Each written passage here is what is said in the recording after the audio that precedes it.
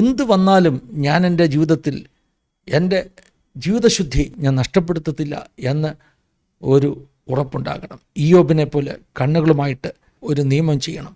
ദാനിയേലിനെ പോലെ ഞാൻ എന്നെ തന്നെ അശുദ്ധമാക്കുകയില്ല എന്നുള്ള തീരുമാനമുള്ളവരായിരിക്കണം. ഉറച്ച തീരുമാനങ്ങൾ എടുക്കണം.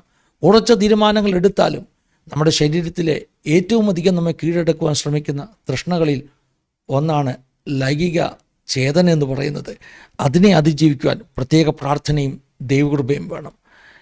ഒടുവിൽ എല്ലാം സമീപിച്ചിട്ട് നിങ്ങളുടെ യുദ്ധത്തിൽ നിങ്ങൾ ഉറച്ചു നിൽക്കുവാൻ ദൈവത്തിൻ്റെ സർവായുധ വർഗം നിങ്ങൾ ധരിച്ചു കൊള്ളണം. മാത്രമല്ല എപ്പോഴും ആത്മാവിൽ പ്രാർത്ഥിക്കണം. ബലഹീനനെന്ന് തോന്നുകയാണെങ്കിൽ കർത്താവിനോട് കൃപയ്ക്കായി അപേക്ഷിക്കണം.